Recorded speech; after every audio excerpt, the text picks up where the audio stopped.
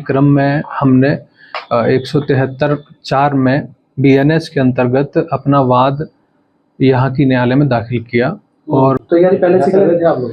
नहीं, जब हमको लगा कि प्रशासन इसमें कोई कार्रवाई नहीं कर रहा है, हमें कोई रिस्पांस नहीं मिल रहा है और इस तरीके से दरवाजे खटखटा रहे हैं, तो उसके बाद हमने वकील साहब से बात करके अपने जो है इसकी तैयारी की, इसको ड्राफ्ट कराया और ड्राफ्टिंग करने के बाद आज हमने इसको। भारतीय किसान यूनियन के राष्ट्रीय प्रवक्ता राकेश टिकैत की मुश्किलें बढ़ सकती हैं। ऐसा हम इसलिए कह रहे हैं क्योंकि भारतीय किसान यूनियन अटल के राष्ट्रीय अध्यक्ष अमित चौधरी ने कोर्ट का दरवाजा खटखटाया। क्या पूरी बात है, क्या पूरी कहानी है, उन्हीं से समझ लेते हैं। आपने कोर्ट का दरवाजा क्यों खटखटाया है?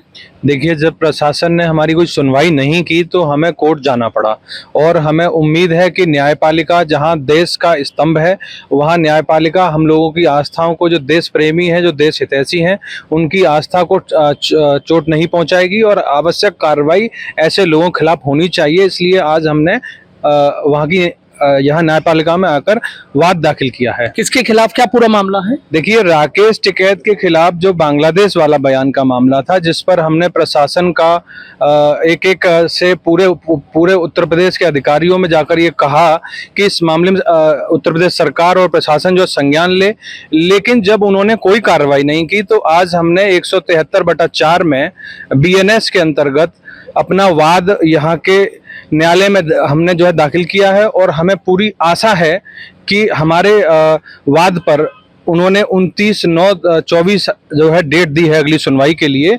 उसमें यहाँ के प्रशासन से आख्या मांगी है कि आखिरकार इस मामले में अब तक कोई भी कार्रवाई क्यों नहीं की गई। अच्छा, क्या पूरा उनका बयान था जो आप बता रहे थे, जिक्र कर रहे थे? देखिए, राकेश टिकैत के द्वारा जिस तरीके से बांग्लादेश का बयान दिया गया था कि हम लोग जो है 25 लाख लोग थे और वो जो है उस दिन पार्लियामेंट की तरफ जाते तो ये सब कुछ उसी दिन निपट जाता, देश में बांग्लादेश जैसे हालात होंगे।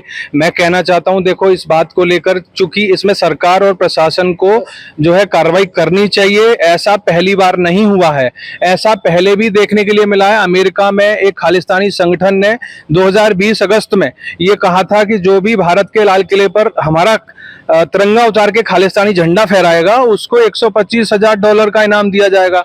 जब इतना बड़ा ऐलान हुआ तो मैं समझता हूं वो आंदोलन कोई आंदोलन नहीं था, वो पूरा एक एजेंडा था और एक एजेंट के रूप में राकेश टिकैत ने वहां भी अपनी पूर्ण भूमिका निभाई। जब मुख्तार अंसारी और अतीक अहमद जैसे लोगों का खात्मा किया जा सकता है तो ऐसी देश विरोधी ताकतों का खात्मा जब प्रशासन नहीं कर पाया तो हम न्यायालय की शरण में गए हैं। बड़ी बात कह रहे हैं आप? मैं बिल्कुल बड़ी बात कह रहा हूं। देखिए, जब इस तरीके की चीजें सामने आ जाएं, बिल्कुल ये स्पष्ट है। आप देखिए कि अमेरिका में एक जो है खालिस्तानी संगठन है और उसने 6 महीने पहले घोषणा की कि भारत लाल किले पर खालिस्तानी झंडा फहराने वाले को $125,000 का इनाम दिया जाएगा और वही घटना यहाँ हो जाती है। तो हमें ये मान लेना चाहिए कि आज इनके द्वारा जो बांग्लादेश जैसा बयान दिया गया है उस पर होना ये तय है कि ऐसी देश विरोधी ताकतें जो देश के अंदर हैं और इन लोगों के रूप में शामिल हैं, उन पर कार्रवाई प्रशासन, न्यायपालिका द्वारा की जानी चाहिए।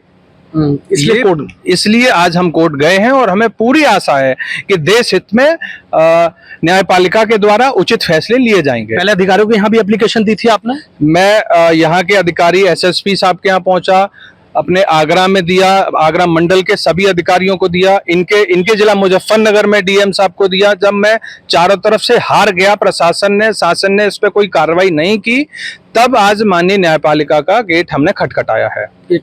इनके अधिवक्ता है पीतम सिंह। वकील साहब, क्या पूरा मामला है, जरा बताइए। इनके द्वारा जो है बयान दिए गए थे जो देश विरोधी हैं और धार्मिक भावनाओं को ठेस पहुंचाने वाले हैं। तो उसके विरोध में इन्होंने, अमित चौधरी ने एप्लीकेशन ही दी, प्रशासन से कार्रवाई की मांग की, राकेश टिकैत के खिलाफ कार्रवाई की जाए, लेकिन उनके विरुद्ध प्रशासन द्वारा कोई कार्रवाई नहीं की गई।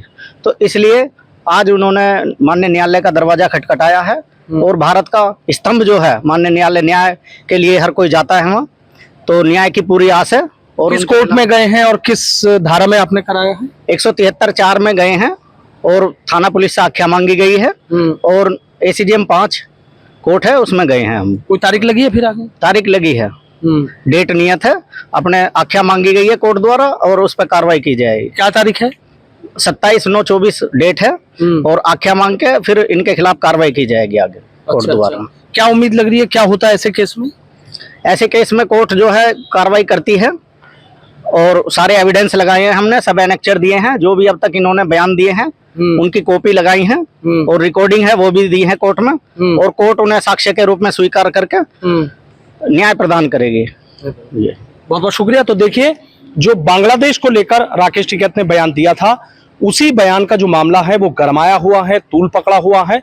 और भारतीय किसान यूनियन अटल के राष्ट्रीय अध्यक्ष हैं अमित चौधरी, उन्होंने कई जगह पुलिस और प्रशासनिक अधिकारियों को मुकदमा कायम करने के लिए पत्र भी दिया था, लेकिन जब कोई कार्रवाई नहीं हुई तो अब यहाँ कोर्ट का दरवाजा खटखटाया है और जो 27 सितंबर की तारीख है वो कोर्ट ने नियत की है। For exclusive and insightful videos, subscribe to our new channel ABP Live Premium.